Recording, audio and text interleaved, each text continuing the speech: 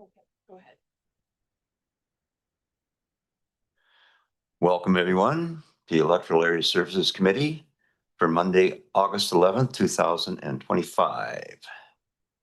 We have a few people in the gallery, so I'm going to go through all the housekeeping. Should there be any emergency, our muster point is on the sidewalk out front. And there's exits, as you can see, on both the south-facing side and the north-facing side, plus the front door where you came in. If you need to use washrooms, you just go down the hall, take a right, and there's two washrooms there. They have an automated door system, so it takes a while. But other than that, we're good to go.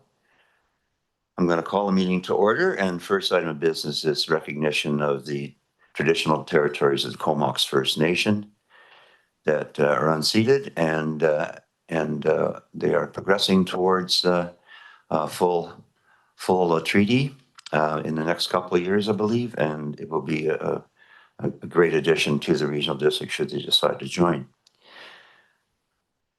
We have a couple of presenters today. We have Dean and Joan Maxwell, who are here to provide information regarding their feedback on the planning processes related to 514 subdivision application process. So if, oh, did I miss it? Oh, I'm sorry, I jumped. It was same thing. We have Blake Williams here. He's going to be first regarding a request to amend the regional growth strategy to reinstate the 514 subdivisions. Move and second receipt. If Blake wants to get up, there's the mic right there. Just press the magic button and I'll turn you on.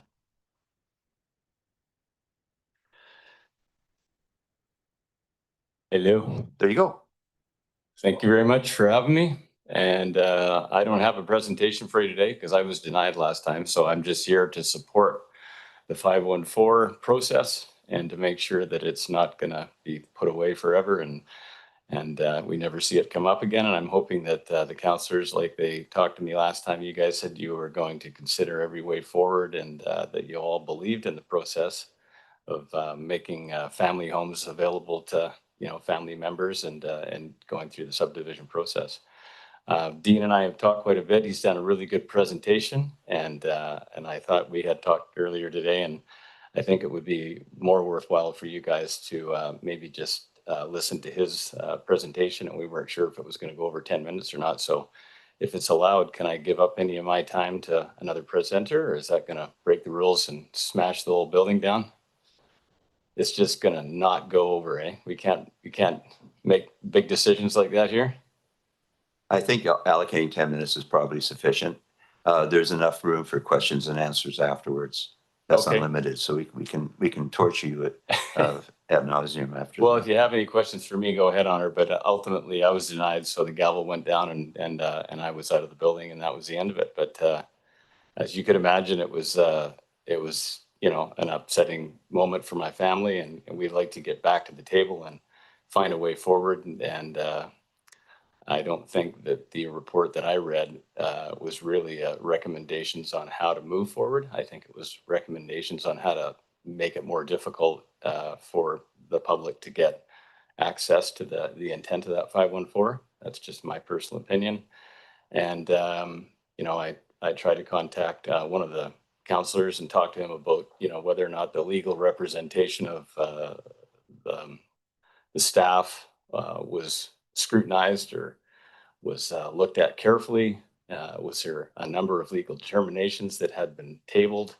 How did that process go through? Because there's only a one-liner in there that says that the Bill 44 basically derailed your application because of the multiple housings that were going to be allowed on your property, and that the 219 or 291 covenants were not going to hold up in court, and they were going to be a liability for you. So I'm not sure that that is actually good advice. So that's all I've got to say. And I think Dean's kind of brings that to light and explains it a lot better. That's all I got for you. Thanks very much. Okay, thanks.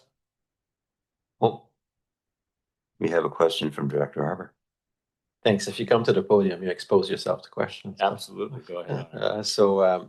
When you mentioned the staff report, did you mean the one from the last meeting, or did you get a chance to read Well, the the one? last meeting Well, that I was at was the denial and Yeah. explained Yeah. basically that the change that had happened was that the Bill 44 and the implications of that were not going to allow you to allow the density increase and rub the RGS the wrong way. So it's same thing. Yes. And now this report goes on in nauseum about all sorts of stuff, but ultimately there's one line in there that says, again, it reiterates that Bill 44 has derailed the process and that it's not going to happen, but it didn't go into any sort of supplementary information about how they came to that belief. It was just coming from the planning department. This is the problem. So I don't know if the councillors had drilled down and said, we'd like to know more about that, or is that just your opinion, or have you gone to council and numerous council possibly? So we're not counselors, we're directors, but nobody knows that, so Yeah. don't worry about it. I just meant, did you get a chance to read the report? We'll consider later today, because we have a fresh report as of this Friday. Yeah, I So did. that's the one you're referring to that's as the well, one that you I feel. don't really think Gotcha. it's heading. Okay, well, we'll have questions on it as well, so if you end up staying for that, Yeah. I have questions too on it, and I'll try to capture a question at that time. I think it'll probably be better to ask those questions after our staff presentation, so we round up our knowledge, but just so you know, like, well, we won't drop that and some of the comments you just made. Okay, thanks, Daniel. Anybody else? Good to go. Thanks. Thanks very much. Now I'm going to bring forward Dean Maxwell. And move to second on my seat. Welcome, Dean.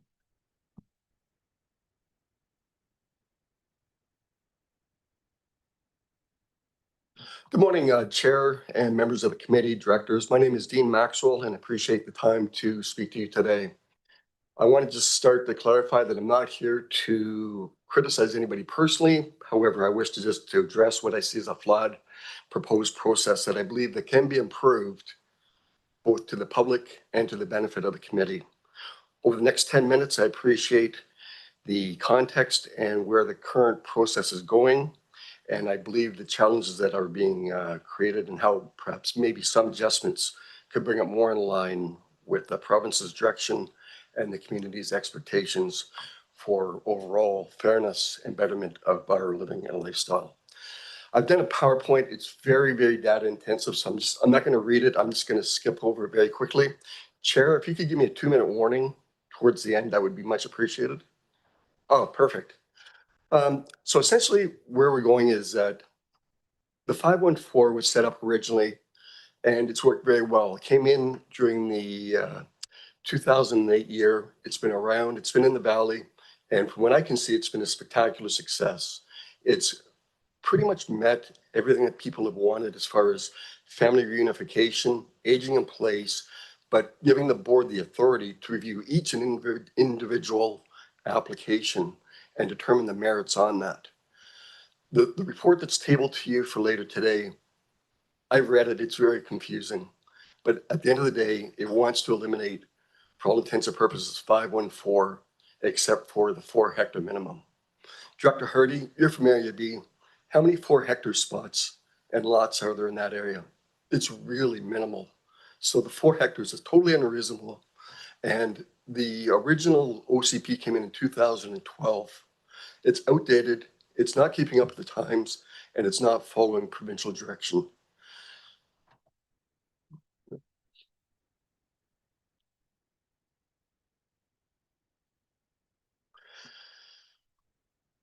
One of the portions that you'll see on your report is that they're talking about option B going to the provincial approving officer. What they do not state in there, however, is that under 514, there's restrictions under subsection 4. And what it says is that local government can, by bylaw, establish minimum size for a parcel. Yes, it may go to the provincial government approving officer. However, the regional district will come back and say, oh, there's a 4-hectare minimum because we've removed that from the existing process. And they've ingrained it through a new bylaw that the 4 hectares is the minimum. Therefore, the provincial officer would say, sorry, you don't meet the minimum zoning size set up by the town of Comox, and they would turn it down. I don't see any way, nor should the regional district arbitrarily just go to the provincial approving officer without any credence to what their desires, dreams, and hopes are for an organized, well-planned community within the regional district. The one thing that strikes personally, and in full disclosure, my application is not in front of the board today, but essentially what happened is that I applied in 2024 in January. I was advised that the 514 process was in effect and that we could go by that process. I've spent over $15,000 doing all the approvals that were requested of me: stormwater management, environmental, engineering, application fees, various opinions. And I'm on the 90-yard line, and all of a sudden I find out that they've had to change a zoning philosophy, which essentially derails me. There's been zero bylaw changes, and I'm saying that I should be considered under the January 24 mandates, rules, and procedures.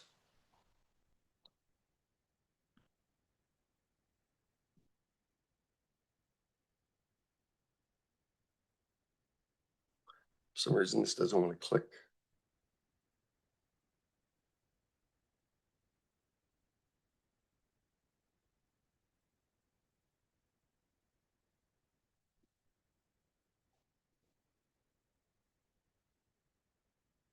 Maybe you just advance next slide. That would be great. Thanks, Lisa. Next one. So it's very clear that there's been numerous protocols and court decisions about fundamental fairness, changing the process and the administration of approving. Once I've started into the 514 process that allows this, I've met all the minimum square footage requirements by Island Health. They've obtained and given me soil authority under the 2,500 meter minimum that's required under the Local Government Act under 514. Everything has come in perfectly. Every approval that I sought, I've successfully obtained, and there's been no conflicts. I'm already on CVRD water system. I'm already zoned for CR1, which gives me the ability for 2 houses. As a result, should that subdivision have been granted, I still would have only had 2 houses. That takes away the density concern under the OCP and the RGS. So essentially, I don't see what the big issue is on this. I did everything fundamentally fair to what was expected of me, and I've had a non-support looming me about not going this because of this change of philosophy. Next slide, please. This has been gone in front of the Supreme Court numerous times, and they've upheld that administration processes have to be fair, reasonable. They don't necessarily have to be correct under Dunsmuir, but they have to be reasonable. And based upon these Supreme Court states that I'm not going to read, it shows that an element of fairness has to be provided by the ESC and planning for recommendations and potential advancement for approval. Ultimately, ESAC has the approval process that they can either approve or deny. Next slide, please. I'm a 35-year retired federal government employee. I have significant health issues. My wife is a cancer survivor. My daughter has career opportunity working at the base. By able to do this subdivision, it hits all the right marks. Aging in place, betterment to the community. She's a social worker. She has extensive working with First Nations. I got 2 small grandchildren, 4 and 2 years old. 514 is the ideal process to go in order to do that, all the while protecting the overall living and sustainability of the Comox Valley. Next slide, please. Again, the big issue that has been told but never really explained to me in full detail, planning contingency says 219s are not valid under Bill 44. I've received very comprehensive legal opinion, not only from 1, but 2 different sources who state categorically 219s are bona fide and are able to be utilized. What zoning bylaws do, a covenant is totally separate and independent, and they are very much in effect. There's been numerous BC's court decisions supporting this, and therefore I really wish the EAAC to take a good look about why 219 covenants cannot be used to control not only density, but any other variables or any other type of conditions that you feel to be appropriate. What it does, it balances family housing needs with planning objectives through legally binding land use restrictions. Next slide, please. This is a copy of a legal opinion. I've not put the lawyer's name in here out of respect for the process. However, please look at paragraph 2. His opinion is the amendments did not alter section 514, and the covenant as such is enforceable independent of zoning bylaws. And section 514 requires that any subdivision approved thereunder to be accompanied by a covenant. This should allay any type of concerns of unmitigated growth or future density upon that lot. I have no problem signing this covenant with any type of rules, conditions, or concerns that you wish to incorporate in it. There's already very good precedent out there. I know planning does not use precedents, but the McQueen property, a mere 50 meters away from me, was granted a 514 and received final reading in 2024. 50 meters away, identical circumstances, and because I've been confronted with change of zoning philosophy, I'm now faced with non-support. It's only fair and reasonable that if he was approved, serious consideration should be provided to me, especially since there's been no byline changes, which they're attempting to now do. Next slide, please. I just asked to please keep the existing 514 process with the covenant provision. This way, it gives the ability under the OCP, the RGS, but it gives the board sole exclusion on decision-making processes. And remember, OCP and RGS are just policy. They are not this granite shield that they want to hold up to be. The provincial government says we need to go for flexibility, and I please wish that the board would look at this. We got to think outside of the box. We're in the middle of a housing crisis, and changing things midstream, in my particular case, I believe, is fundamentally unfair. Thank you very much for your time. Timed right to the second. Well Yeah, I done. was watching the clock. Must rehearse it in front of a mirror. Questions? Do we have questions? Director Arbor? Yeah, thanks. And thanks for taking the time to prepare the presentation. And I'm sorry for the grief and hardship that, this process has caused you and being caught in that. The good news is all of our planning key staff are in the room today and they're presenting as well. So we'll hear their update on how they see things, and you covered a number of points. The 4 hectares, the OCP and the RGS. You probably notice in the upcoming staff report, there's some options, and I don't disagree with you. It was a harder read as a report, but some of the options, like looking at the settlement expansion area, I do believe we should try to come up with policy that's consistent. I understand the province has some goals, but there's also a lot of resistance at a lot of municipal and local government level about the province trying to overtake our planning function, and in places where provinces have done that, I'm not really happy with the results.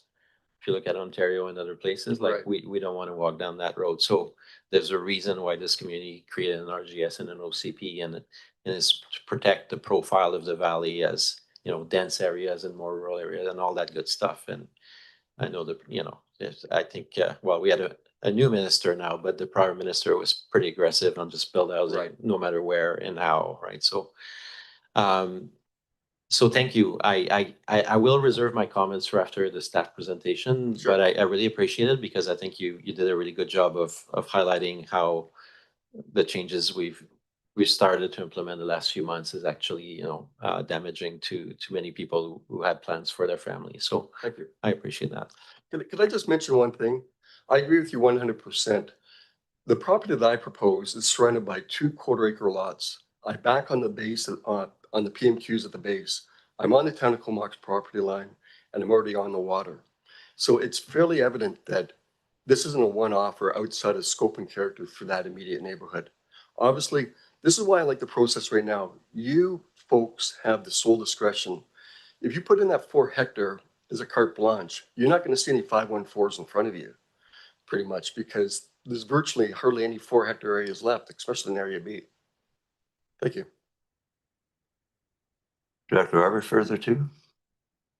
Yeah, and I'm not sure we'll arrive like on the bigger picture at the answers today, but there's a lot to consider when you talk about the OCP. We are currently in the early days of planning our OCP review, so that's in the works. And your area where you live and much of Area B is actually in the settlement expansion area, with anticipation that over time the town of Comox would probably take over, or Courtney actually for that matter, for parts of Area B. But that's under existing policy, Right. that's where we're heading. We're just not there now. And I guess where I struggle myself is when we talk about a 514 policy. Currently, it applies the entire regional district area, and I think there's a lot to consider. Um, and then the province might change again. Like they might change their rules. So I look forward to the staff presentation today, as I'm sure you are, to really understand where they're at with it, and some of the rationales they have for the options they'll be proposing to us today. So yeah. Could I just make one quick comment? Remember, 514 is legislation. OCP is policy. I've complied with everything that was required of me under 514 for the legislation. Thank you very much. Yeah, as one of the fossils that was actually present during the drafting of the RGS, I can tell you that it was a far different time. A lot of the background information was drawn from, I think, the 2006 census, some of it, and information that was actually post economic meltdown in 2008. So, the world has changed. You've heard me at this table consistently say that the regional growth strategy needs some tweaking, but in the real world politic, it's benefiting the major municipalities, and the biggest major municipality was pretty well the CAO at the time was pretty well very adamant about the settlement expansion areas, and the concern was that that they were going to supplant the city with high density, with no services, et cetera, et cetera. And the way out was to for the city to annex these areas. But as I say, times have changed, and I don't think any municipality is too warm on annexing the rural areas anymore. So again, I'll save my comments as well for when we get to the report. Are we going to receive those reports? We did vote on them? Did we vote? We did vote on this one. Okay, is anybody opposed? That carries. Thanks a lot. My computer timed out. Hold on.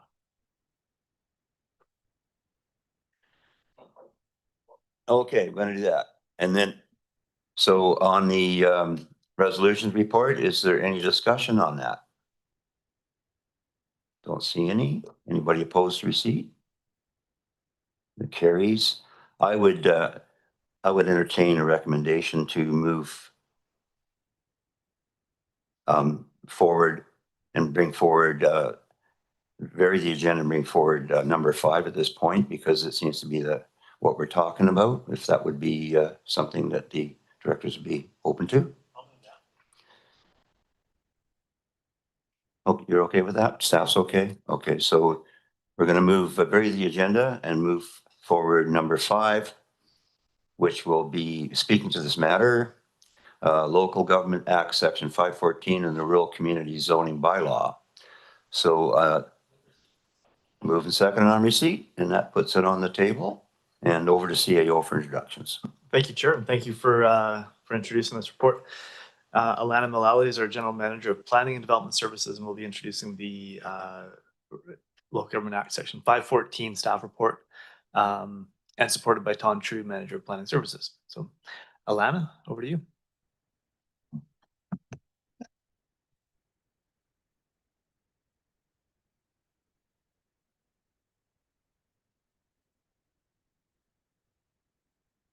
Alana? Is it on? Through this, oh, Yeah, it is. I'm so We sorry. were having trouble today with it in the I'm so morning. sorry. Through the CAO, to the directors, good morning. Thank you very much. I agree. The report that is in front of you is a little bit tricky to follow. And I think that's because what we're talking about is rather complex. And, you know, as the delegations have spoken this morning, it kind of forces us to look at the bird's eye at the property specific implications of this piece of legislation. And then this report asks you to zoom out a little bit and look at the broader impact that this legislation can have. Depending on how it's applied. So this report walks you through a little bit of a follow-up to the report that you received back in June of 2024, when we talked to you about how Bill 44 and the housing legislation seemed to create a challenge for the approach that we've been taking since 2012 on 514 subdivision applications. So this delegation has suggested that perhaps use of 219 to limit density is still a viable option. As we've discussed with you, staff don't see it that way. Certainly, there are existing Section 219 covenants and statutory building schemes within the CBRD and elsewhere that do limit density, and those are wending their way through the courts. But I think what is different here is that we have a situation where we are suggesting as staff, we don't recommend that you continue to try to limit density using Section 219 covenants when that is so clearly flying in the face of what the province has introduced with their 2 dwelling unit minimum on parcels. So we can come back to that if there are questions arising from the delegation's comments or further thoughts that you might have. So this report talks to you a little bit about the history of what is now 514. This is a provision that's been around since at least the mid 1990s. We first saw it in the Municipal Act, and it is a piece of legislation or an enabling provision within provincial legislation that allows a property owner to make an application to create a residential parcel that doesn't comply with the underlying zoning. It doesn't need to meet the minimum parcel size for subdivision, nor does it need to abide the land use that's zoned for the property.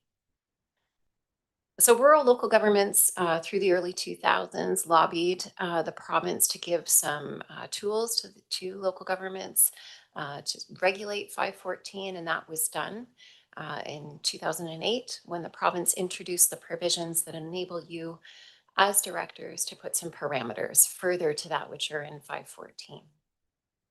So to be really clear, 514 outside, let's just talk about outside of the agricultural land reserve, allows a property owner to create a smaller parcel than would otherwise be permitted.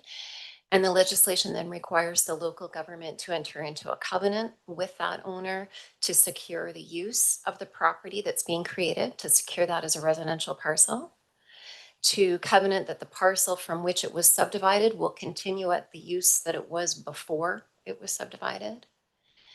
And of course, that the parcel needs to be created expressly for the purpose of a family member. This report walks you through a little bit of a compare and contrast with what our zoning bylaw currently requires. You've got 2 tables in your chart, pardon me, 2 charts in your report. The one chart looks at what is required in the land use designation. So that's the regional growth strategy and the official community plan, what is required in the zoning bylaw, and then what 514 would create. And really the purpose for showing you that chart is to say that there might be some areas where the creation of a 514 parcel is very nominal in its impact. But there are other areas within our jurisdiction, within your jurisdiction, where the impact could be significant, particularly if given the housing pressure, given the affordability, the challenges that families are facing, and that very real frustration that you've heard expressed at the podium today about how do we provide for our families, how do we take care of them in this context that we're in. So this report provides you with 3 options. Certainly there are more, there are always more options, but these options are those that staff would suggest to you are in keeping with the OCP and the RGS. It is true that the OCP and RGS are policy, but they are also bylaws. And so the legislation requires that every bylaw you enact must be consistent with the RGS. So I'll walk you through the 3 options that staff have identified in the staff report. The first is that you could maintain the 2 times parcel size. So what this means, thank you. What this means on the ground is that if I have a parcel, I want to subdivide it under 514, my original parcel has to be twice the size of what's required in the zoning. So if I'm in the settlement expansion area, which includes a range of zones, that means my minimum parcel size in zoning is 4 hectares. It has to be 8 hectares in order to take advantage. And it is true that there are not that many 8-hectare parcels in the settlement expansion area. You might ask yourself why. That's because these areas have primarily been those that are the subject of historic subdivisions, right? These are our Roystons areas, a lot of area within Area B. And it is anticipated that these areas will be incorporated in within municipal boundaries and that they will be provided with servicing at some point in the future. So the first option would be to stay the course, continue regulating the 2 times or regulating with 2 times parcel size across the board in all zones. The second option suggests to you that you could exit the 514 regulation and you could leave those you could leave those decisions to the provincial approving officer. As you'll know, the provincial approving officer is the ultimate arbiter on subdivision in the rural areas. And so if faced with an application under 514, the province would refer it to staff. And in this case, our comment would be that our bylaw, if you go this route, that the zoning bylaw does not regulate 514 subdivision. There was a suggestion by the delegation that staff would just say then, well, it's not permitted. I don't share that view, that is either what staff would say or what the provincial approving officer would look at. The third option tries to give you a little bit of both. This is what we were trying to do when we introduced the covenant back in 2012 as an approach. This one is similar. This approach would be that you direct staff to come back with a bylaw that regulates 514 in some areas. And in particular, I'm concerned about commercial zones, industrial zones, resource designation, and the settlement expansion area designation. Those are the ones where I think we could see real impact on our rural land use objectives, on all of the goals and objectives within the regional growth strategy and the rural official community plan about what those rural lands are meant to be for and how we're meant to insulate them from some of the impacts that can undermine their rural use. Happy to flesh those out with you a little bit further, but I'll leave it at that for now, knowing that it is complex and there will be a number of questions. Thank you.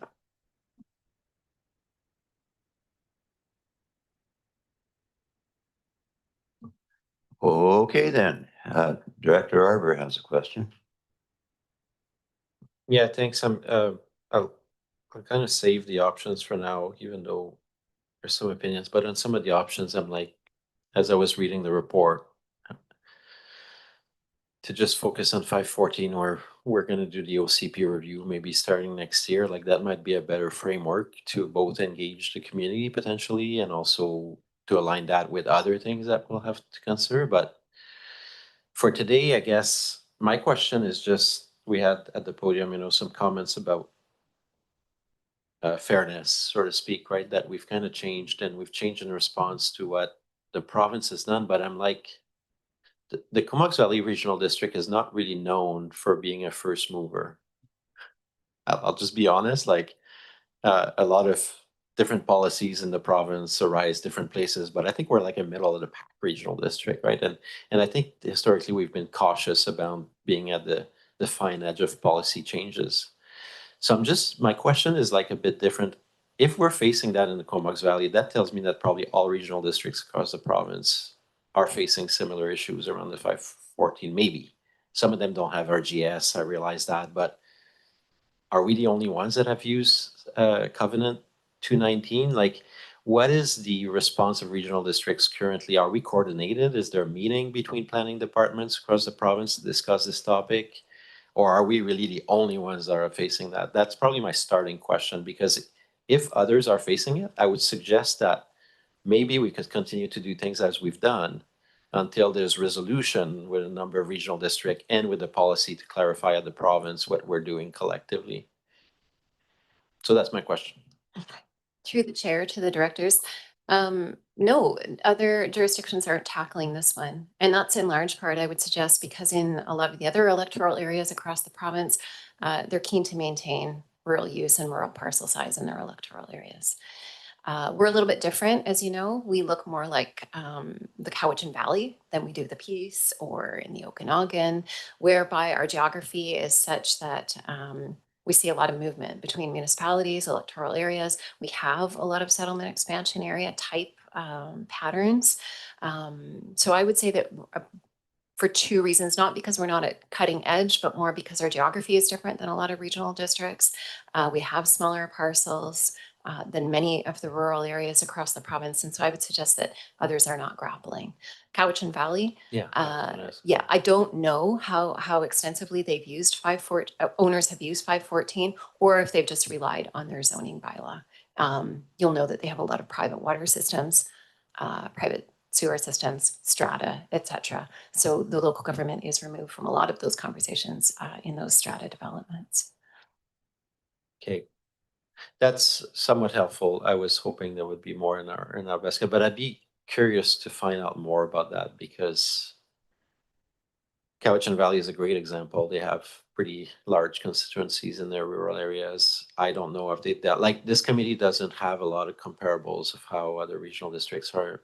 Either it's not a problem, and then maybe there's a story here that, back to residents, that, oh my God, we're actually being very generous with our 514 and section 219 compared to all of the regions of BC. But I don't have a report on that, and I don't have any path. I mean, we rely on staff to say, okay, the province is unlikely to support the 219s. Is that kind of what that it runs conflict because they don't want to limit the parcels, right? I think that's what you said in your report. Yeah, through the chair. I think, it's really clear to us that we can be more permissive, but it is not clear that we can be more restrictive. Yeah, And right. the 219 is a direct tool to undermine what the provincial legislation has set out to do. Right. And I would just say too, like, remember, and I know these particular delegates I think have explored this already, and they're not interested, or it doesn't suit their needs. But we are very unique, or we were very unique prior to Bill 44, in that we in the rural areas in our zoning, we allow 2 units on almost every single parcel. Yeah. So that is very unique. We were one of the only regional districts in the rural areas who did not need to amend the zoning to introduce that second unit. Right. And this is something that has, we've seen the take up, we're seeing more and more take up. And this is how many property owners are resolving issues around intergenerational living, affordability. We don't generally see folks in the rural areas ask for more small lot subdivision. We do on a individual basis, but on a big picture, generally not what we're hearing from rural property owners. Yeah, and I guess you probably have information, for those that do. Maybe it relates to ability to finance a home, or there must be reason for those that do it to do it and to not want to keep a single parcel. And it's been a popular program, the 514 in the Comox Valley. So I guess my last question would just be, well, maybe there'll be more if directors continue the conversation, but today is just for receipt, right? So we're just, I guess staff will come back with more information. But on the specifically the 219 bit, your comment was that it may not, it's restrictive, it will be seen as restrictive to the province. Has the province indicated to us that that's a problem? Like, has the province come up to us and say, actually, these restrictive covenants, we're gonna kind of clash at some point? Or is this staff's opinion of a likely trend in the future that the province could say this? Like, is this material right now that the province is saying there's a problem there? Through the chair to the directors, it is material. This is something that the province has flagged. What you're seeing wend its way through the courts right now are those 219s that restrict density that were introduced prior to the small scale multi-unit housing legislation. And the province has said that those 219s supersede the zoning. Right. So if they were in existence, the 219 before, we've got statutory building schemes right now that say things like where developers have applied them and they've said you can only build one unit and it must be a minimum parcel size of X. Like we've got some wonky things out there, these legacy, and the province and legal counsel have said that those 219s do supersede zoning. We're talking about a flip though. This is about introducing new 219s as a way to, and this is my language, as a way to undermine the provincial legislation. And that is something that the province has made clear through its instruction webinars and so forth to staff across the province, that is exactly how it would be viewed, as an effort to undermine what the province is trying to do. One more, Chair? Or can I go one more? Or One more, yeah. I don't see anybody else jumping the bit. So. as part of our process, I realized like this is getting into the staff world, which we're usually really, being really appreciative of the work you do. But you've heard me in other situations, like with the Ministry of Transportation, like, is there a way to get a ministry rep here to come and present to us about, no, but I'm serious. I mean, they've brought all these policy changes over the last 2 years, and that they could have a conversation with this committee specifically on this point, but also on other points of how they see their housing policies unfold in their role. We've never talked, I think in 6 years in office, I've never seen a Ministry of Housing or municipal affair kind of come and address us on the housing issue. Because I think from a resident's perspective, what we're hearing today is like this, just not a belief that staff is like, that maybe this is kind of self-propelled. Now I understand sometimes that, yeah, the ministry can squeeze, but it's always like behind closed door, like the committee doesn't see what those conversations are. I'm just, because and I'm raising all this because one of the option you put in the table is for us to kick back the 514 altogether to the province, like option one, I think, and two, and that'd be a big move. Like we basically like, you know, and for us to get to that, I'd want to actually understand where the province is at and how maybe they would manage that if it fell on their laps, like. And I don't know to what extent is the province and policy people, and to what extent is the legal stuff, because you made a reference that some of that 219 was really being tested in court. And at that point, neither us or the province are really in charge of those decisions and those processes, which establish precedent, right? So, yeah, it is a pickle. So it's a slow moving thing. In the meantime, what is staff, to the requests of reconsideration and for people that were already in stream? I mean, we already kind of made some hard decisions, but is there any pathways that we could explore in the short term, realizing that some people have been caught in that whole kind of tide? Through the chair to the directors, I think that the option 2 would be the path that you would explore if you wanted to enable these, irrespective of your zoning. There are a couple things in what you said too. This decision that would arise from option 2, it wouldn't be a policy decision of the province. It would be a decision of the provincial approving officer, which sits at arm's length from the policy branch. I think that maybe this is back to your earlier point, but I think the CBRD has been very permissive in using the 219.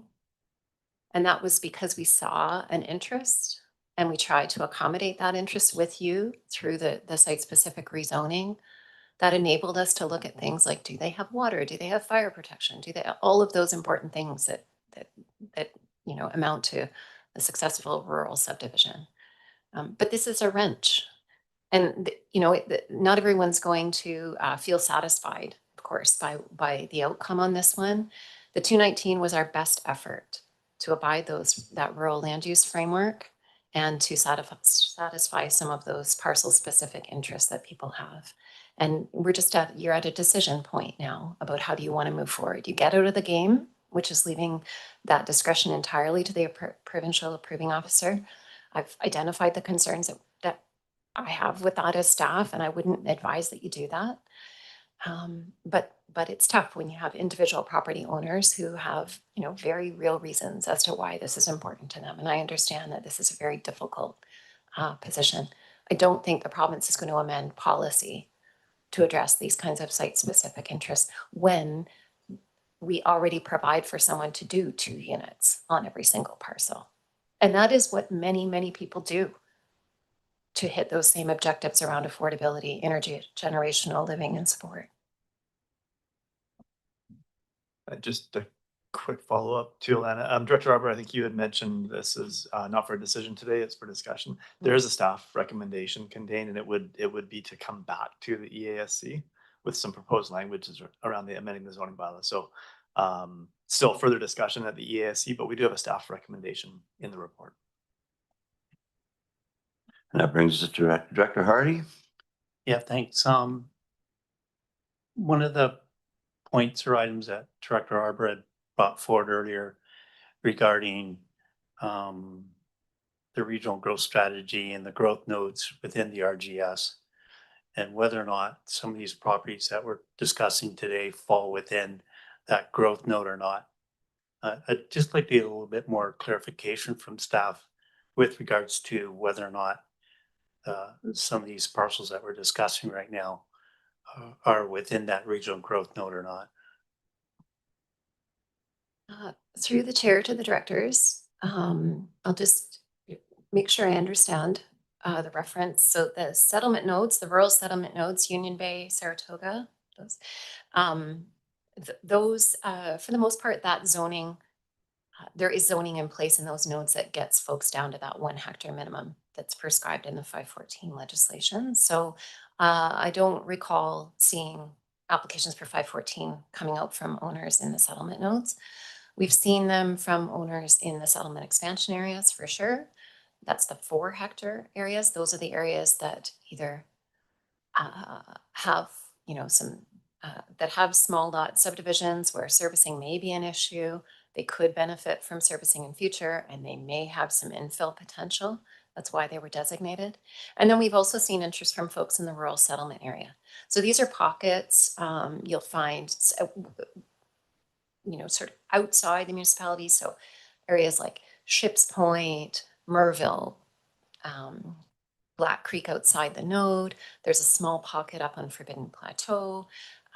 That's where these rural settlement areas are. Director Hardy. Thanks.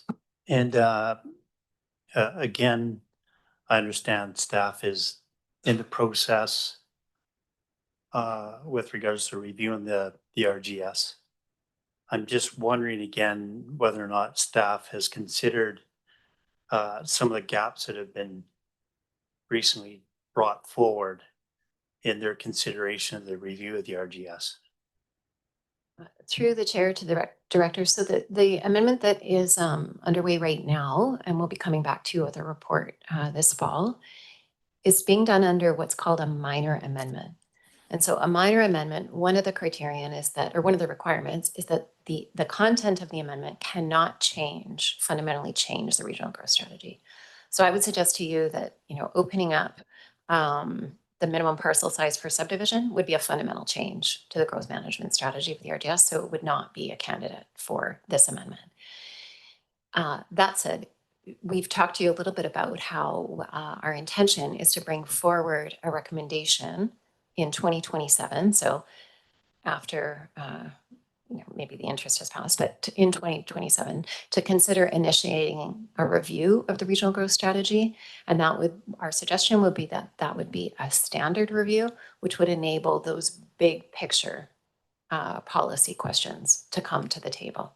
And so I would suggest to you that would be the better time at which to introduce questions around the growth management framework.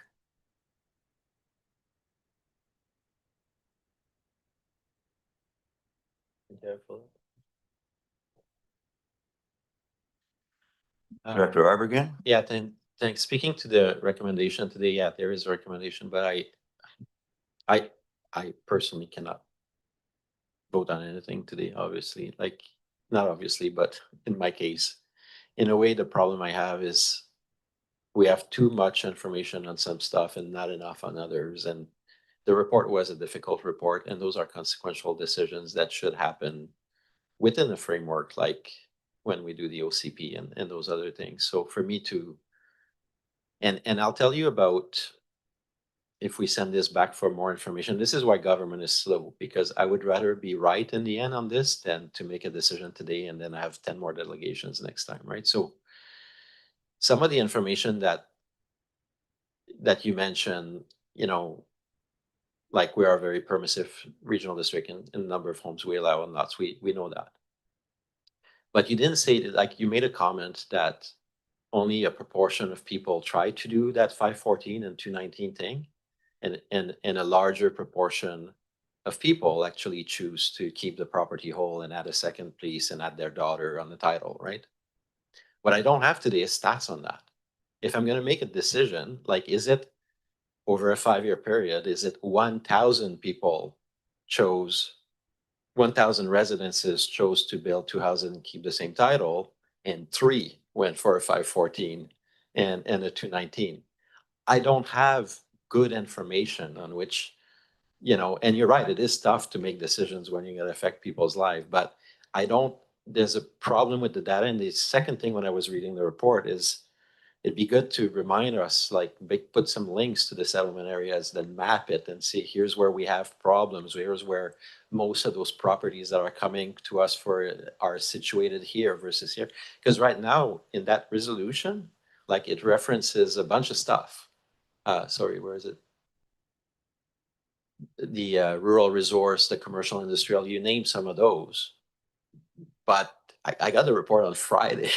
What I mean, like for us to wrap our minds around something as big as that, to me, it's almost like workshopable for elected officials. If you came here with a very clear recommendation, as you often do, to say go that direction, that's definitely the best direction.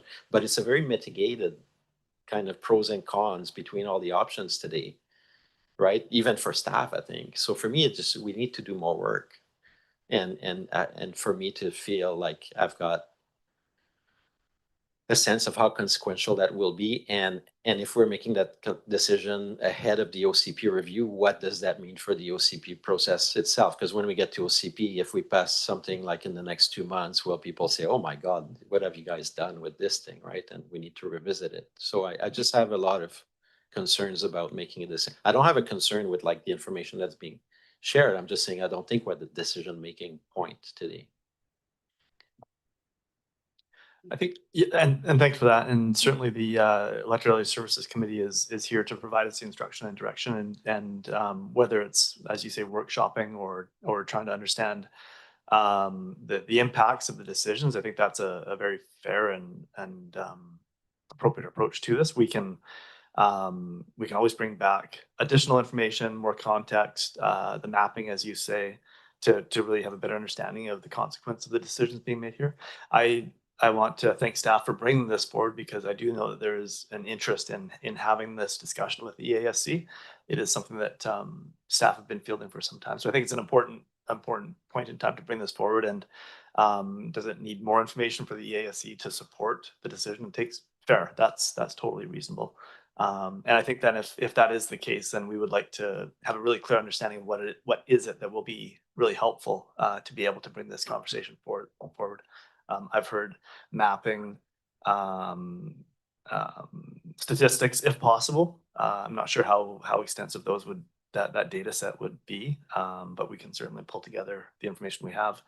What does this mean in advance of an OCP review? So I think that's all context that we can put together and we can support the EASC with. But we did want to bring this forward for a discussion to have that here with the EASC, knowing how important it is to community. Director Hardy? Yeah, thanks, Chair. Again, going back to the presentations that were put forward this morning, and I guess, going back and looking at those presentations and the proponents or the applicants, ticking off a number of boxes prior to the provincial change in legislation later on in 2024. I'm just wondering if it's reasonable when we're reviewing or trying to consider how we move forward with applications, if we're talking about guidelines or policy, whether or not a time frame associated with some of those applications that were submitted. If I understand, the application was submitted in January 24. A whole bunch of boxes have been ticked off with regards to rainwater management, engineering, etc. And then the province introduces legislation later on in 24. And here we are trying to implement and try and tippy toe around provincial legislation and our own policies and guidelines. I'm just wondering, again, if there's a means of staff going back and looking at the language that's been presented right now and consider applications that were submitted prior to the provincial legislation being implemented or not. Through the chair to the director. So the Local Government Act does include clauses when someone's made a building permit application or when they've made a subdivision application and a zoning bylaw changes that would otherwise prevent them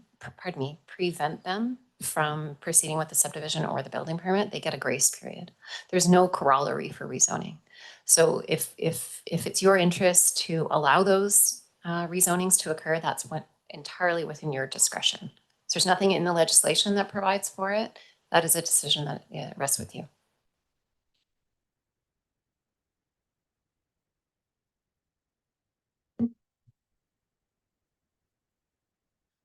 Okay, I think I'm with Director Hardy on this. I'm just wondering if there's some way we can clear the deck on the outstanding in-stream stuff that is accumulated over the last year and a half or whatever. I think that it does pose a major hardship to the applicants that have come forward. I think that there's considerable outlay of time and money on their part. You know, meanwhile, we can profundicate around long-term solutions until the end of time. But I think it's imperative that we somehow right the wrong that we're faced with here. As far as runaway 514 applications, I haven't seen that in my 17 years here. It's been a handful. I think we're talking about half a dozen or something that are in stream. So it's not enormous. You know, I think that for me, it's kind of Pollyanna to look to a standard revision of the RGS. As I said before, I'm a little jaded on this because I was there when the bombs were falling. And it was basically at the request of the then CAO of Courtenay, who was terrified of development along the periphery. And the deal came out that services would be provided through annexation into the municipality. Well, you know darn well that the municipality is not really interested in annexations anymore. Those kind of things are very expensive. Service delivery is very expensive. We're not going to see a rush to take over like Sandwick area or something like that for the Arden Road corridor or any of this stuff. So we're left with a settlement expansion area with a 4-hectare minimum lot size. It was suggested at the time the language said should be, but last minute was changed to will be. And that locked us in with a milestone around our neck for all time. Because to change the regional growth strategy for the standard amendment, we would have to get unanimous approval of all the municipalities, all adjoining First Nations, all adjoining regional districts. You know, folks, that's just not going to happen in my lifetime. So you have to remember as well that the current CAO of Courtenay was also one of the architects of the 4-hectare minimum and pushed it really hard. So to get a change of heart there, I don't see it happening. So we're left in a predicament with areas adjacent to the municipalities that are kind of frozen in time here. And if anybody's ever, walked around an 8-hectare lot, it would be the better part of 20 minutes just to walk around it. It's enormously large. The fear was that we would see the Nanaimoization of the Comox Valley, where they have all these other little, like, what's that one in there by the news?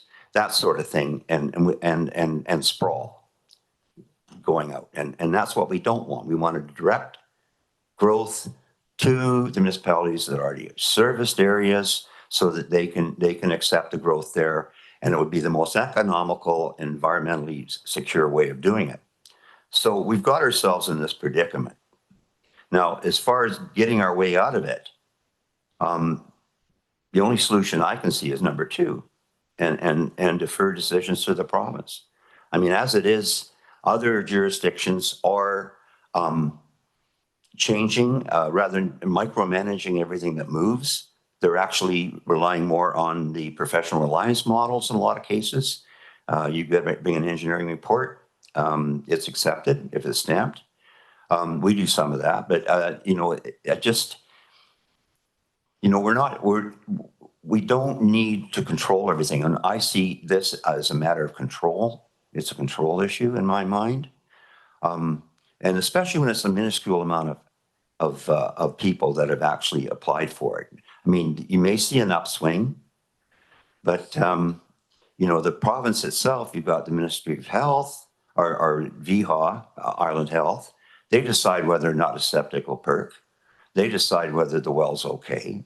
They decide what a proper minimum lot size should be. So you've got the subdivision approval officer making decisions on subdivisions. I don't see the fear there. We need the housing. We need to have the kids come back with the grandkids in tow. We need some care for the elders that are aging in place. All that stuff is probably more important in the rural areas than it is in the metropolitan areas because of the distances. I think that while we're spending our time trying to figure a way out of this dilemma, I would put forward that somehow we right the wrongs, we clear the decks from the outstanding applications. And I heard people say, well, but they can still build a secondary dwelling. That does not give you equity. If you've got say a family member that's working, say in the diamond mines up in the Northwest Territories or whatever, they come down. Are they going to be able to afford a $500,000 lot before you even turn the soil over? It's enormous. The housing crisis is real. We have heavy duty equipment operators making good money sleeping in their cars. It's ridiculous. I don't think the sky's going to fall if we grant a little leeway here and let the existing applications go forward while we toss around ideas. I don't see an easy solution in the long run, except for getting right out of the equation entirely and taking the 514 and making it what it really is. It's a provincial statute. Let the province deal with it. We don't need to be there. Thank you. Director Arbor? Thanks. There was a lot in there in your comments, but I guess the one I would latch on is maybe a question, and I don't want to layer the decisions on the staff of the in-stream application because ultimately we're the 3 people that voted to turn them down. So that is on us. Maybe my question to staff is how, if Chair Grieve wanted to go that route, what does reconsideration of such applications look like? Do they have to start a new application? Like what? I'm just trying to deepen his comment to understand what would be involved in that. Through the chair to the directors, we've got one live or active application, which is the Maxwell's application, the second delegation who spoke with you today. So that one would just be bringing it forward for your consideration. Mr. Williams, that application came forward and that was rejected. So you could you could draw a line in the sand, like what's the date you're talking about? Does it, to be clear, like that's the only, Mr. Williams application, that's the only one that has been rejected? One more, two, within this, for the same reason, right? Yeah, yeah. So we could bring forward those, but I mean, I think you would want to draw, it would be difficult for us to speculate how many folks would be interested. Yeah. If not for the 2 times parcel size. Yeah, so that I could, I'm not saying I would vote in favor, like at the outcome, but like we've learned more today than when we made those decisions, and we're deepening our knowledge of the issue. And I do agree with part of the presentation that, you know, from a fairness, and I do agree with staff too, at some point you do have to draw a line in the sand, but what I'm realizing is with the complexity of this file, we're not quite there yet, you know, in terms of making final decisions around how we're going to deal with this issue. And in the meantime, you know, do I regret the decision? No, I made a decision based on best information at the time that we had a serious problem with the 219s. We still probably do. These things sounds like they're probably going to go the way of the dodo, and it'll be either the province or us figuring something else out. I still want more stats on where's the ball and what's the rationale for people that try to do the 514 and 219 rather than just keeping the same lot. Like there's a lot of data, additional data and insight I would like to have. I'm not against it. The one place I'm a bit against is today to decide, you know, let's kick it to the province. I think, you know, I think that's the easiest decision you can make, but I don't think that that's one that will serve our efforts to be good representative in this region. And I ran on the pro RGS platform twice, and I know my residents like the RGS. They like that we're not in Nanaimo. They like we're not the. I was in the Kelowna this summer, and it's like, oh, just everywhere willy nilly, and it's like that's what you'll get if you let the province in charge, and that doesn't benefit communities, in my opinion.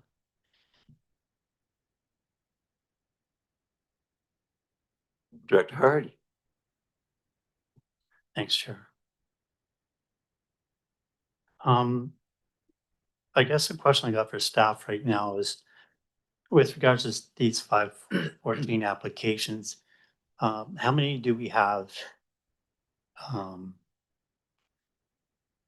that were put forward prior to the change in the provincial legislation in late 2024? Was it 2, 4, 10, 20? Yeah, through the chair to the directors, I believe it's 3. 3. Okay. And there's been nothing since. Okay, and then the other comment that I had is regarding, Sorry, Director Hardy, can I just clarify? You're asking how many 514s before the provincial legislation, going back to like the first instance of this legislation? Is that what you're asking? Yeah, So like going going- back to the 1990s? no, I'm talking about how many applications are in right now or were submitted prior To 44. to late 2024. Like, Well, my understanding is 2 or 3 Yeah. or less than 5. Ton, I would just, So if, I guess where I'm going with this, if again, we were gonna go back, I'm saying if, do we consider the 3 applications that were submitted prior to the change by BC in late 2024? I mean, again, recognizing the fact that these applicants, I mean, had BC not changed its legislation, It would have been. would they have been able to process their applications and be moving forward? Through the CEO to the chair to the directors. So I wrote some notes down. We had 3 section 514s rezoning applications. The one was RZ 1A22 1 Shilling, which was on Trent Road.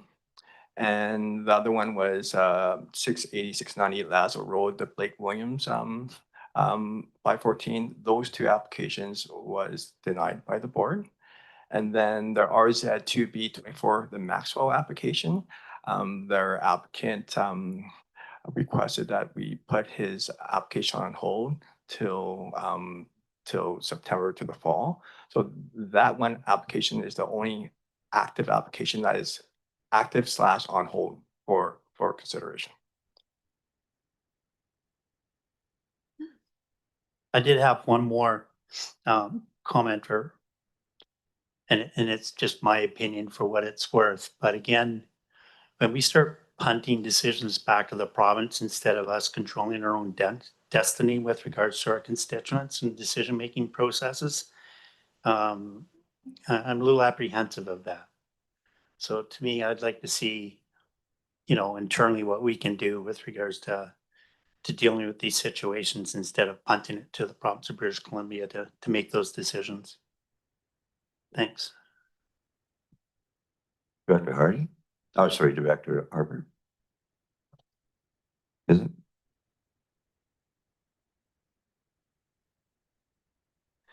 Director Hardy? Yeah, and just one final comment and then I'll be quiet. I agree with Director Arbor. When we were making some of these decisions earlier, it was based upon the information that was provided to us at that time. And we really didn't get the other side of the fence with regards to comments from the applicants themselves and expressing all the work that had been undertaken by themselves with regards to moving forward on those applications. So I just like to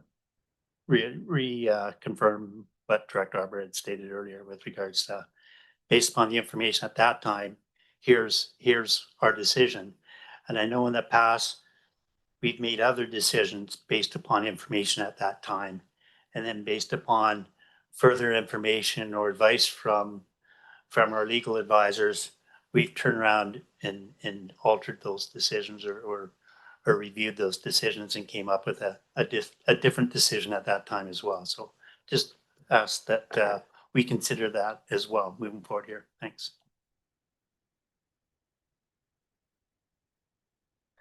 So as a path forward, we received the report. The report is basically asking for another report. I think that if we do ask for another report, we should also ask for consideration of those 3 applicants that were basically in stream before the Bill 44 threw a monkey wrench into it. I think that would be the fairest way for the people that have gone down the path, in good faith. As you say, we had information at the time, and like Director Hardy says, information can change minds, and that's a good thing because that means that we're not here sitting as rigid dogmatists on certain points of view. We actually consider things on an item by item basis, person to person basis. So I would request if we do move the recommendation, we put that in as a bullet as well. Director Arbor. Thanks, and maybe staff will comment on this, but I think that the recommendation is a bit more specific than Chair might think. I think it talks about them coming back with a report with an amending bylaw to the rural zoning that amends section 501 subdivision to remove the 2-time parcels and applies the 2-time parcel size requirement to all parcels that are zoned under. So I think it's more than, I think if we want a general report with more information, that's a different motion than what's there, not an extra bullet, unless staff sees a pathway to achieve both. But yeah, so what I would prefer to do is maybe just to move receipt on this item. It's been a long conversation, and then maybe to move, and I think the CEO captured some of our comments around some additional information we would want to bring a bit more information. And then second, if Dr. Hardy and Dr. Grieve want to bring any elements of reconsideration,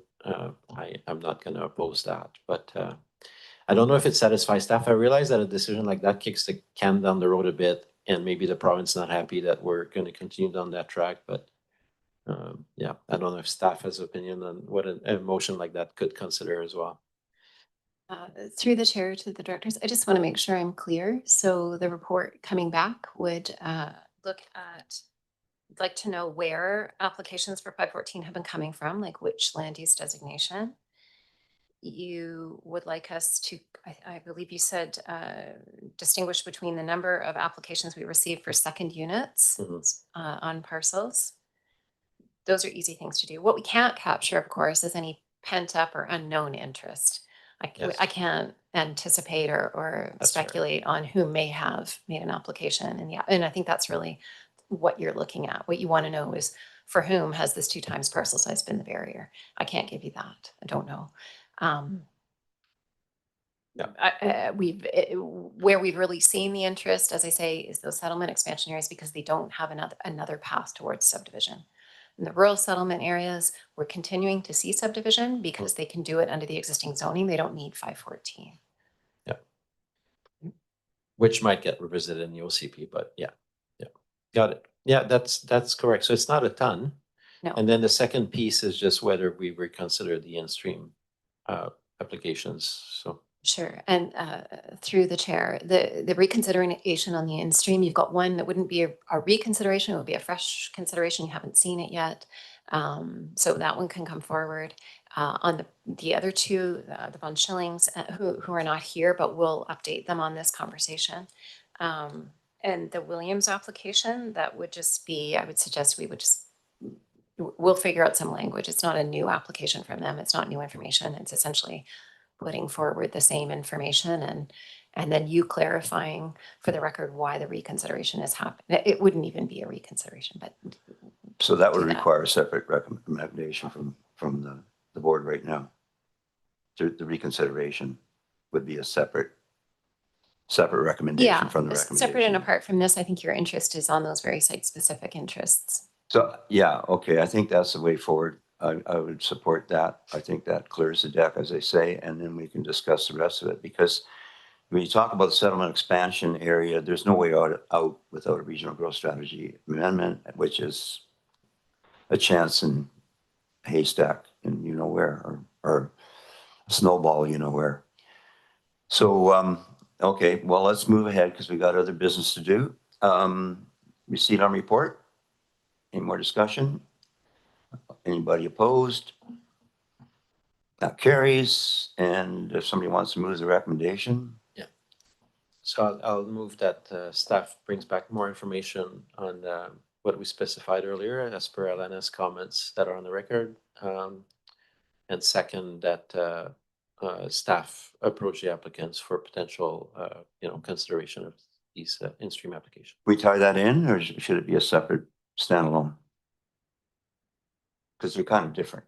I think 2 separate. Okay, 2 separate Yeah. motion. I'll move the Yeah, I first think one, so. more information. Okay, so the first recommendation is to bring about more information. Any other discussion? Seconded. Anybody opposed? No, I'll make a further recommendation that we should it be explore or move forward. You want to? I want to be decisive on this if we can. Move forward with reconsideration of the 2 previous applications that were denied with the advent of Bill 44. And we already have another one in stream that doesn't need to be reconsidered. Second. Okay. More discussion? All in favor? That carries. Thank you very much, staff. Thank you very much. I'm going to call a bio break. I've been here since 9 o'clock. So just a quick recess and we'll come back and start off on the on item number 2, Electoral the commercial industrial form of character.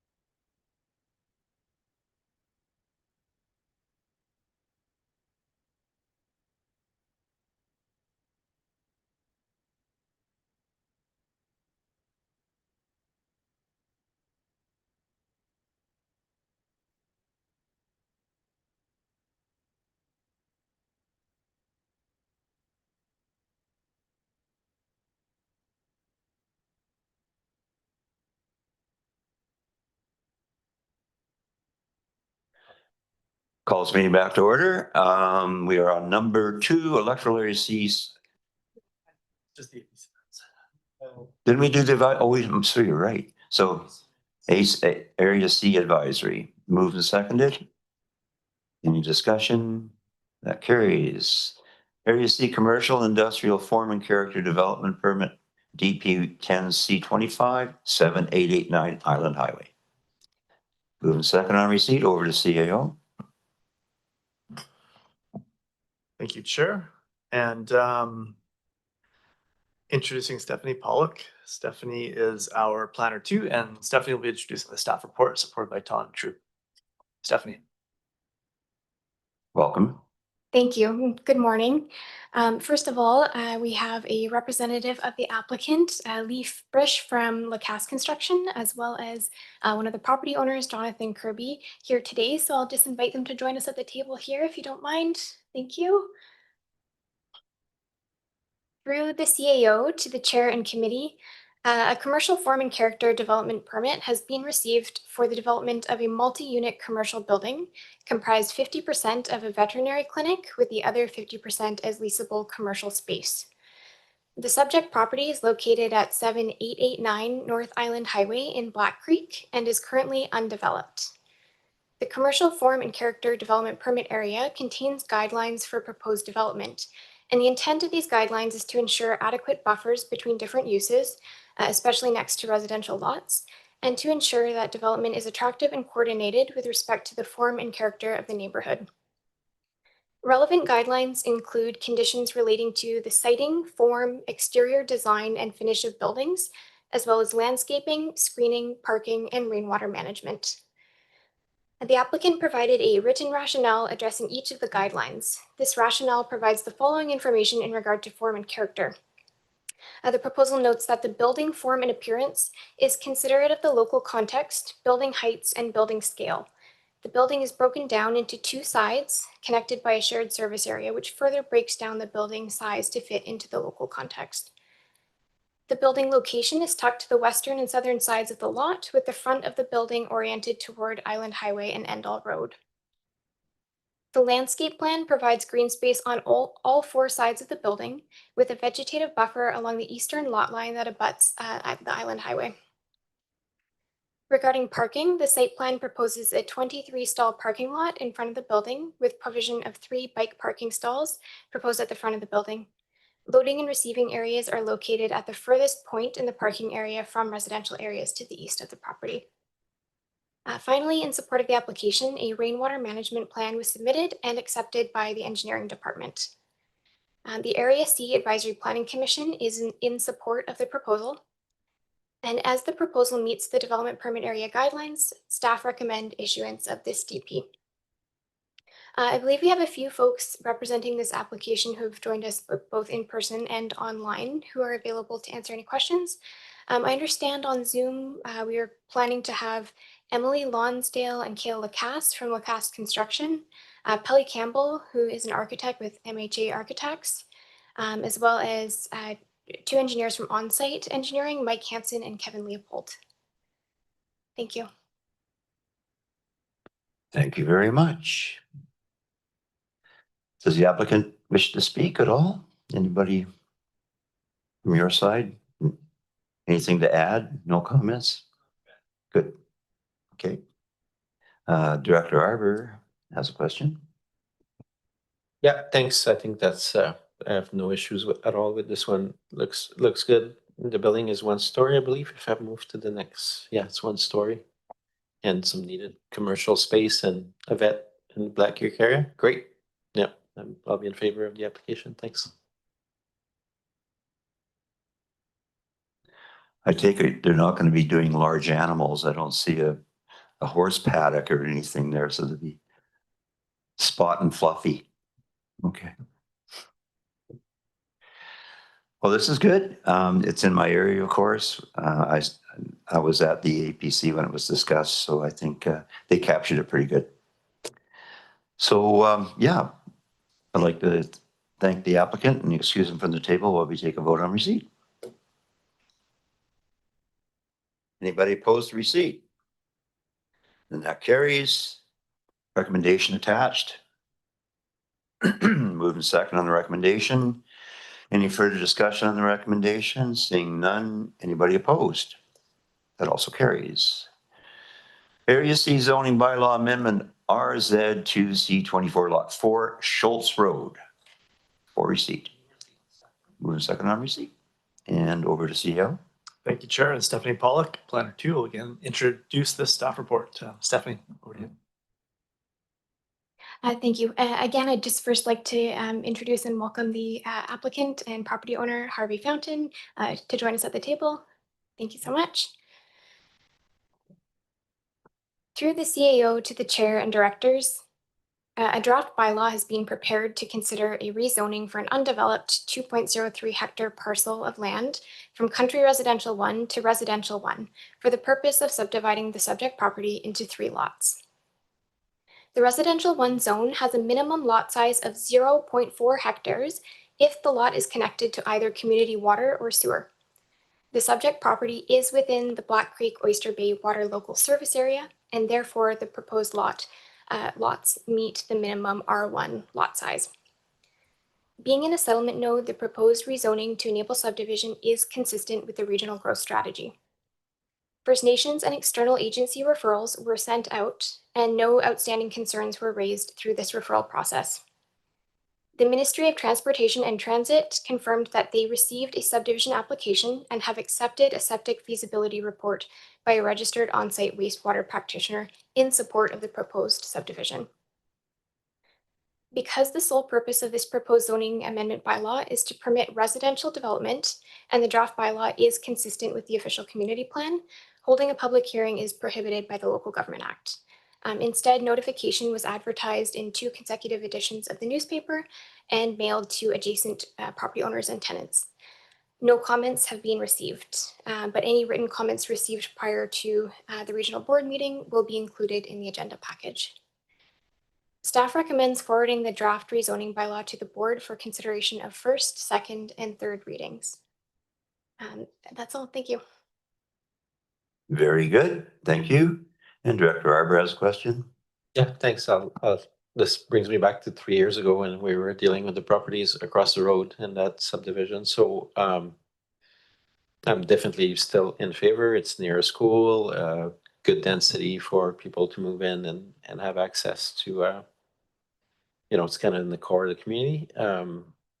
Now, of course, at the time, I think we had looked at, there's now the right of way that in the park that we've established across the road. We don't really do amenities with subdivisions because the province has taken away that right. So I don't know how we're going to continue to get amenities through subdivision like the one we got last time, which was the right of way to the school.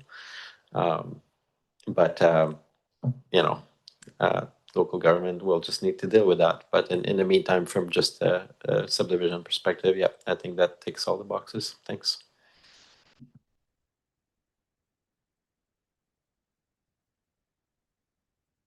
Any other questions?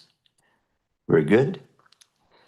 Okay, so we do have the Schultz Greenway there and the Saratoga Park. So we do have a few amenities.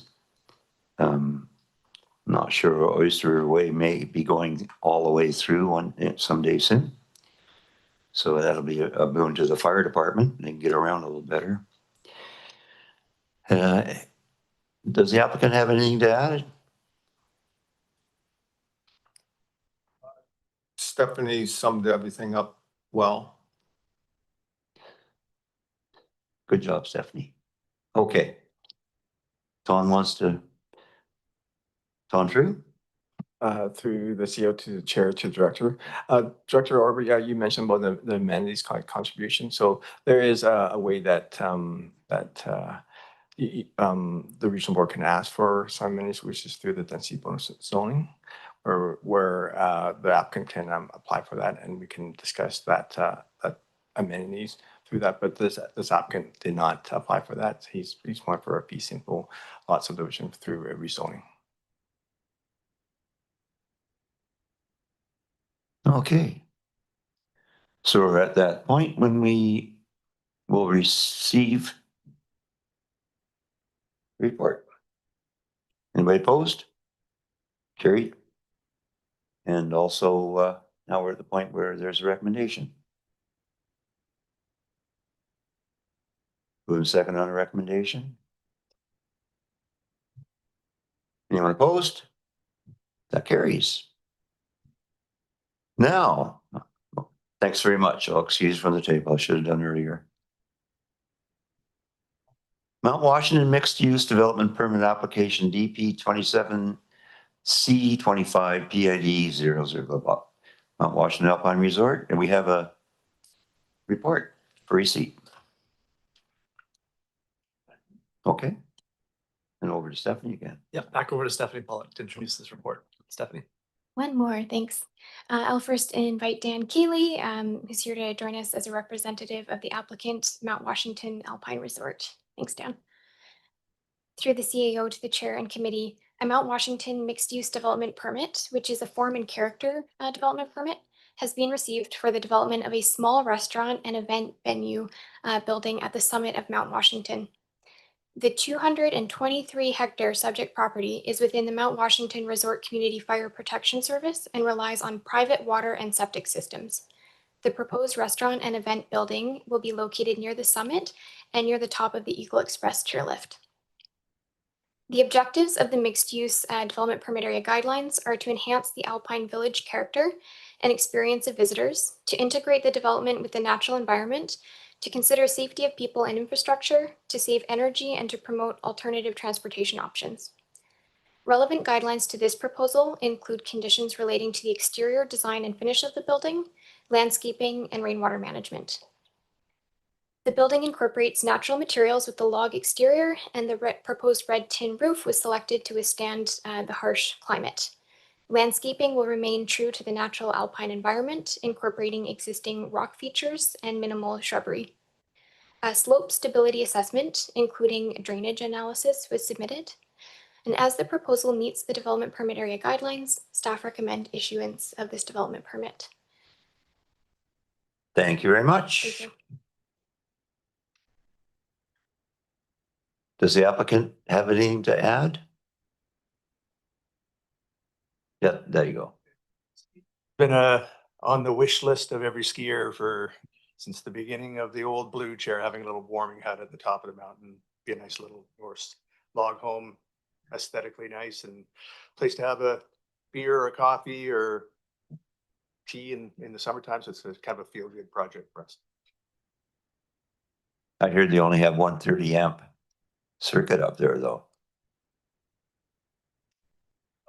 Yeah, service. Oh, good. That's Okay. okay. Otherwise, Yeah. about 30 amps. Yeah, we have to. You need at least 100. There's not going to be a lot of food prep options. We're going to be Yeah, perfect. minimal. Okay. Yeah, good.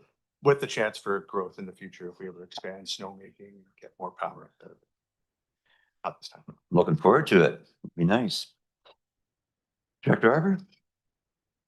Thanks. At the top of which chair is that going to be? Yeah. Sorry, it's in the report, but I can't find it. The Eagle chair, the summit. The Eagle, right yeah, when you the unload, main, it'll be yeah. right just tucked into the trees. They're overlooking Hornby and Denman in the valley. Cool.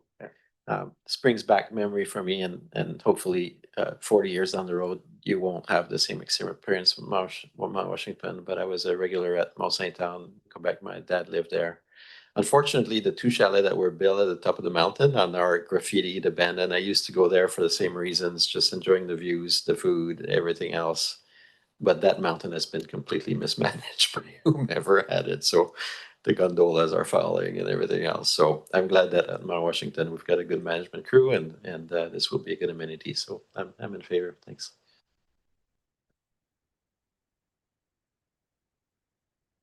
So I'll have a Canadiana, please. Leave room for cream. Thanks. No more discussion. We're on receipt. Vote on receipt. Anybody opposed? Carries. And recommendation attached. Moved to second on the recommendation. Oh, excuse from the table. Yeah, sorry. I'm slipping here.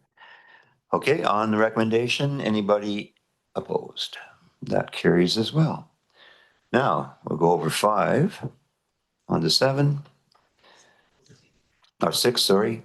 Yep, CBRD and HIRA service agreement. And over to CAO for introduction. Thank you, Chair. Mark Harrison is our Manager of Parks, and Mark will be introducing the staff report on the Hornby Island Resident Ratepayers Association Service Agreement. Mark, over to you. Thank you, James. Through the chair to the directors, I'm here to present a service agreement with the HERA Hornby Island Residents and Ratepayers Association for the provision of various services on Hornby Island. Those include waste management and recycling, fire department, administrative support, the operation of the community hall, the operation of comfort services, recreation, invasive weed control, and emergency service planning on the island. The agreement presented spans a 3-year period from January 1st, 2025 to December 31st, 2027, and does include a renewal, 2-year renewal option. This agreement has been reviewed and worked with collaboratively with HERA. The agreement does not include major capital project planning because that's largely done in conjunction with the CVRD through a separate process. The CVRD and HERA have had a strong working relationship, and this agreement really builds on years of effective service delivery on the island. In terms of just things that have changed from the past agreement to this agreement, the notable changes include annual financial statements change from a review engagement to an audit engagement basis, updates to the administrative factors, including greater clarity for the surplus deficit process and reporting timelines. Community hall capital upgrades, those will be led by HERA as they own the facility. CVRD formerly has use of the community hall for emergency purposes. We'll have increased cleaning frequency for the comfort stations. There's been awareness in there in terms of invasive species control around archaeological permitting and additional reporting requirements for rec services and additional language to enhance the outcomes of the emergency neighborhood planning services. So on that, I will be happy to answer any questions that there may be. Thanks. Thank you very much. Director Harper. Thanks. It's kind of fun to see Mark take point on this one because East Parks normally, and of course with HERA, like we've lost that park function, and I think fire protection, no, waste management actually has the biggest budget, and then fire protection, and park has zero, but you're taking point. So I love how we're working as a team and still making it happen with HERA. Yeah, it's everything in the contract is good. I think we had some rejigs about 4 years ago, but this is more like a regular rollover and 3-year agreement. They used to be on 5-year agreements, I think, but now we've moved to 3 years, and same with the other nonprofits. And I haven't heard too much concerns about that. People know they have a good, stable relationship with us. So good to go on my end.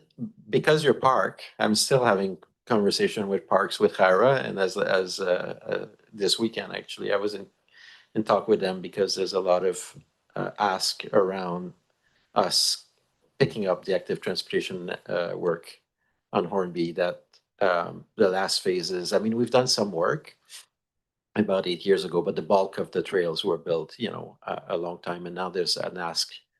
We might see a delegation on that at some point for connecting into the Sandpiper area from the co-op area. So it's nice to see that HERA still has their paws in those conversations, even though they're not in charge of the budgets. But yeah, so I won't ask at the table how you ended up playing point, but it's nice to see you on this file, Mark.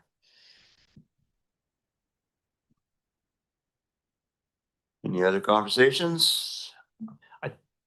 You opened the door, so I just think it is fair to say that yes, there is a number of departments that support this particular agreement. You didn't mention finance. Finance is another one of the departments that supports this agreement. Absolutely, maybe not in the direct service delivery, but it is very much a multi-department approach, and Mark was lucky enough to present today. So I'll leave it at that.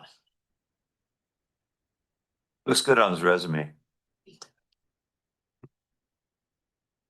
Okay, so on receipt, anyone opposed? That carries, and the recommendation. Move a second on the recommendation. Any further comments, questions on the recommendation? Call the question. Anybody opposed? That carries. Thank you. Now, the Rural Community Grant for the Comox Valley Family Service Association for the Comox Valley Early Years Collaborative. Move second on receipt. That last part was the part missing at the last meeting, Comox Valley Early Years Collaborative. And over to Bruce. Thanks. And actually, I'll introduce Bruce Green. Bruce is our acting GM of Community Services. And Bruce will be introducing this staff report and supporting the board. Thank you through the CEO to the chair and the directors. In July, the EAC meeting, there was a request for $12,000 funding for the Family Services Association. And there was some confusion about that. And since that time, staff has clarified that they're working under the Comox Valley Family Collaborative. So now we're representing this request for them to have $12,000 to a part-time admin person. So with that, I'll open up to any questions. Yeah, we never heard of them before. No, they never received any grants. There's a lot in the name, right? It's all about the name. Any comments? Director Hardy. Yeah, thanks, Chair. And again, a request for reconsideration of a vote that was maybe made or was made earlier in the year. We find ourselves being asked to reconsider based upon additional information that's been provided or given. So I did take the time last night to go back and review the strategic plan for the Comox Valley Early Years Collaborative for 22 to 25. And first and foremost, I guess when, based upon my experience, my background with the Comox First Nation, youth are very, very important to our community, just like any other community down in and around the Comox Valley or throughout BC and Canada. And again, going back to the strategic plan and looking at some of the guiding principles that were outlined, some of those principles really resonated with me. Again, when we start looking at connectedness, truth and reconciliation, diversity, respect, systems change. A number of these principles fall within the Comox Valley Regional District as well. And all of which kind of resonated with me. Again, going throughout that strategic plan, there are a number of details and metrics and milestones that were clearly delineated. And with those details, if you were to look at them, a number of those activities include the coordinator of the organization. So again, items such as relationship building and tracking and research and informed evaluations, sharing information and getting information from other communities as well, such as Richmond, Burnaby, and Campbell River areas. So again, I know we are on just report right now, but I would support the granting of the $12,000 towards the Comox Valley Early Years Collaborative, most notably to assist in the funding of the coordinator, understanding some of the tasks that the coordinator is going to be pursuing or undertaking later on. So I'm not sure if I'm able to do this right now or not, Chair, but what I would suggest is if Area C is willing to kick in 4,000, that Area B would kick in 8,000 to support the application. Thank you very much. Very generous of you, Director, for Area B. Area C is not used to being second to Area B on the amount of balance we have in our.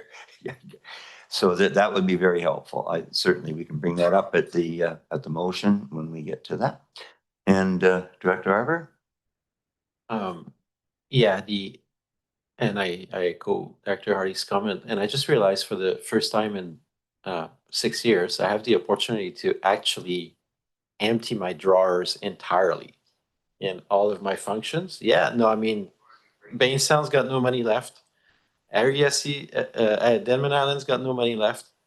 And Hornby Island's got $2,000 left. So I would like to contribute 2,000, realizing that they are active as well on the islands. Yep. And then that way, for the first time ever, my budgets are entirely spent. And the rural grants, which is kind of cool. You guys are too much. Awesome. Okay, well, let's dispense with receipt. All in favor? Carries. And the recommendation with the allocation as presented? It's $12,000, correct?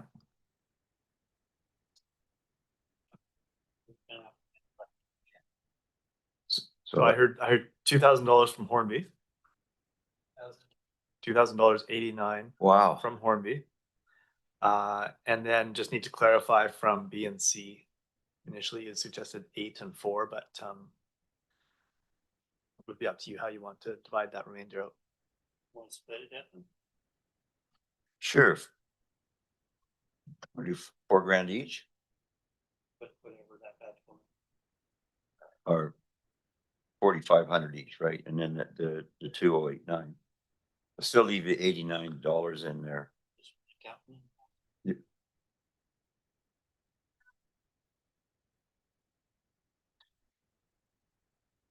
Of course. 59 cents. Okay, there's a rounding error there.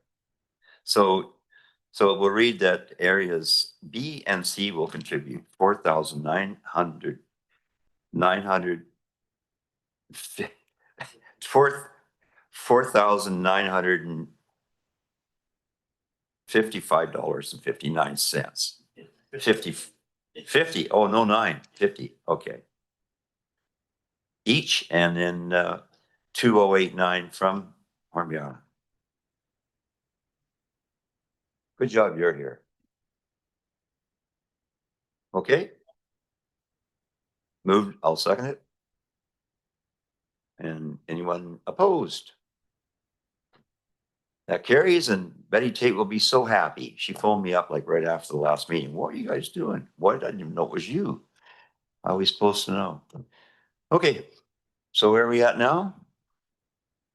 Oh, we got the water restriction. Oh, there we go. Strategic Priorities Fund grant.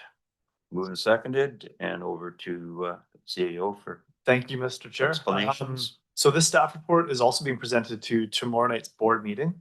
The Strategic Priorities Fund is an opportunity to apply for some grant funding. Regional districts are provided 3 capital projects and 1, I guess, operating type project to make application for.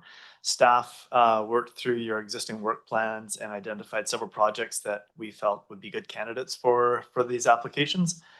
Both in that they are projects that are well in hand, but also there is some certainly some benefit if there's going to be some funding that we can receive from them.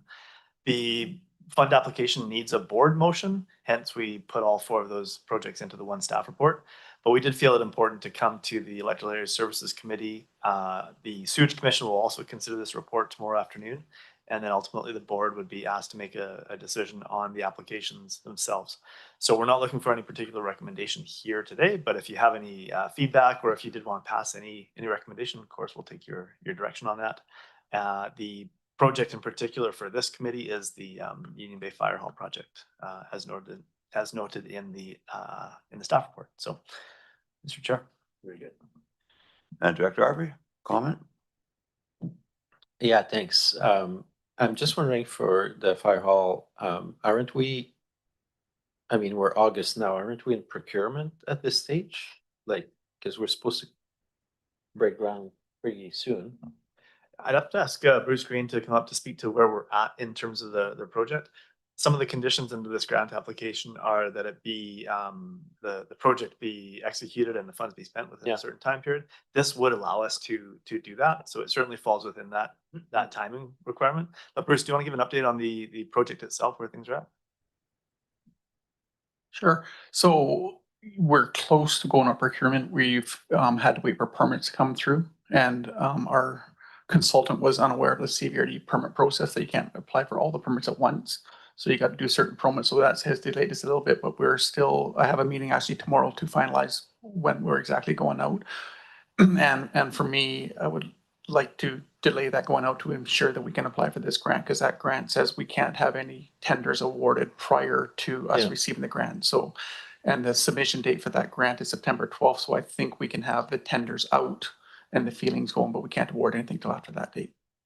Okay, so to be clear, if the grant, it's not the grant decision, it's in the contract, it's the actual grant application date, that's the cutoff? Yes. Okay, and September is fine. Okay, Yeah. that's great. So that answers my questions. And the only thing that's in the report, and that applies to both the Union Bay Fire Hall, and I guess we can save the other ones for the board, but it doesn't list any amounts that we're applying for. So I know we've had cost overruns, and I'm hoping that our figures will hold for Union Bay. But I'm just wondering what kind of at what level are we thinking of applying for the Union Bay Fire Hall? At our meeting, I believe I put out the figure of $2.5 million for Union Bay Fire Hall. Whoa, that's a significant amount. Okay, relentless. I love it. I mean, let's go. Thank you. Nothing ventured, nothing gained. Okay. Citizen report for receipt only. So it's only for receipt. Anybody opposed to receipt? Seeing none, that carries. And now the water restriction dashboard, always interesting. Move a second on receipt. And Chris LaRose, Senior Manager of Water Wastewater Services, will introduce this dashboard. Thank you, James, and through the chair.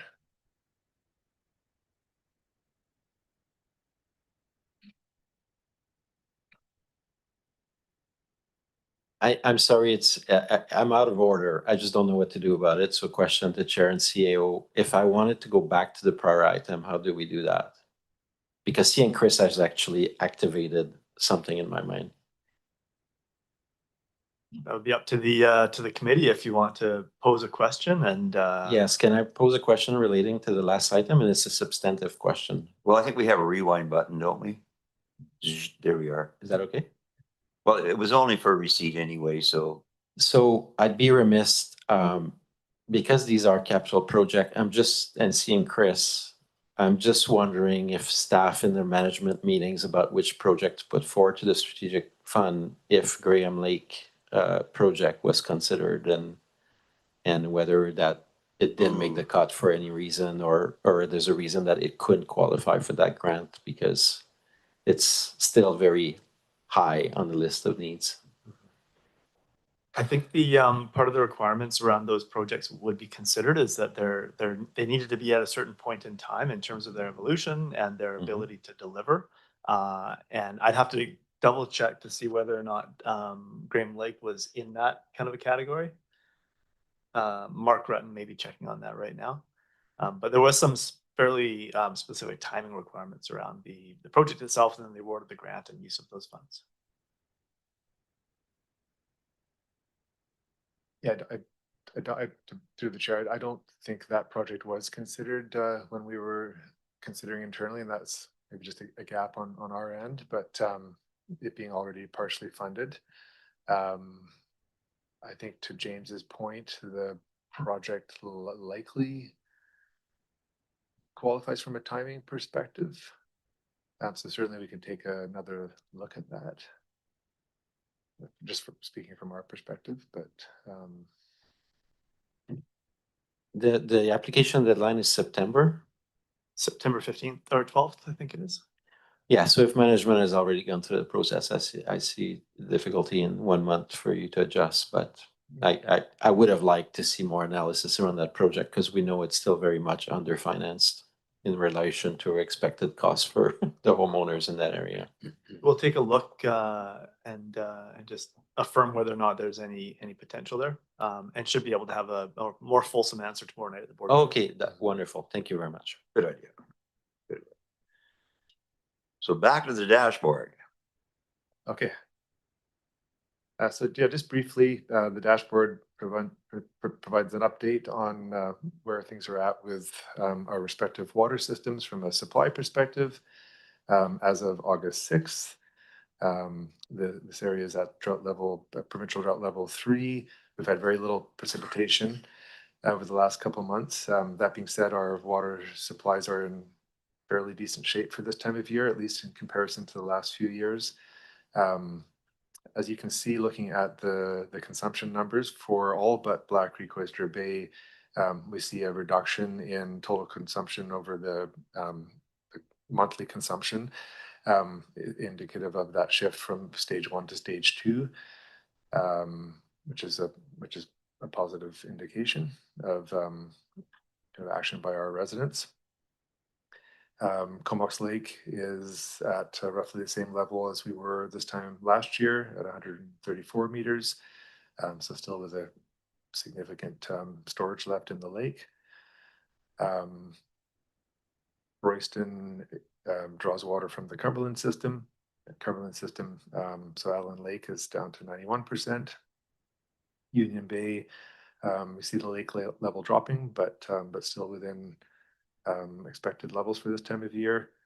And Graham Lake, we have been navigating a recurrence of some of the supply line issues. So our operators are working hard to resolve that. And we are planning a communication to residents there to ask them to reduce their water consumption. Second page, as I highlighted last time, is the new kind of historical numbers graphs showing how this year compares to previous years. BCOB is still a bit of an outlier compared to the others, just highlighting the potential that a leak is occurring in that system, which our operators are working hard to identify. Any questions from the committee?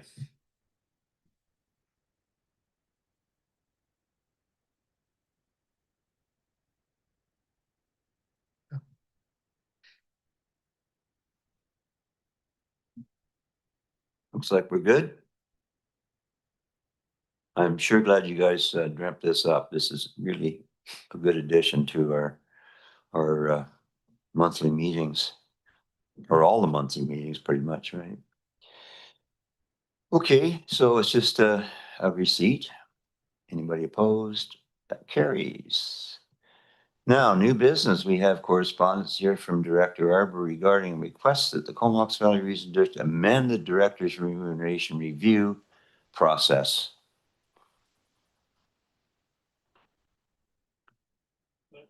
I'll second it.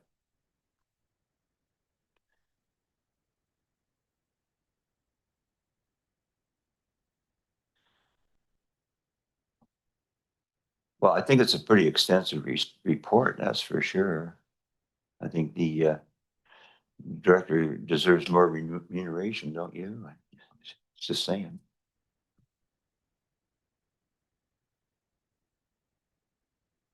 So this is basically the request is just to bring it forward at the board tomorrow. Okay, that's fair enough. Director? Yeah, thanks. And it was an interesting exercise. I actually tried to use AI to pull all the information from the Sophie reports from everybody, and the AI spit out like all the wrong figures. so that was actually quite interesting to see the limitations of AI on that front. But then I had to manually go through all the Sophie reports and open them up one at a time. So it was a good thing to do on while watching movies. And yeah, I think it'll be good because we had an extensive dialogue with at our last board meeting in July around the review, and I think I was advocating for just simple 2.5% increases to everybody. But if we're going to do a review, I think I wanted to do a thorough review, especially in regards to the EA areas. I think it hasn't been done in some time, and quite often I find that the sampling is very limited, and so I'm hoping that that's why I put that information together so that the consultant may actually look at it and say, hey, this is a broader pool and more considerations, because I think as was mentioned before, electoral areas are not often considered in these types of evaluation. Usually it's just a corporation as a whole. Thanks. Thanks for all this work. The only thing I would like to see as well is a year-on-year cost of living increase over a certain amount of time, so we know how much we're actually losing to inflation and interest rates, things like that, or have over the period of time, but. Any other discussion? So on receipt, anyone opposed? I'll move the requested action. And seconded. And on that, anybody opposed? That carries. So motion to terminate. So moved and seconded. And consider us terminated. We'll see everybody here tomorrow with bright shining faces.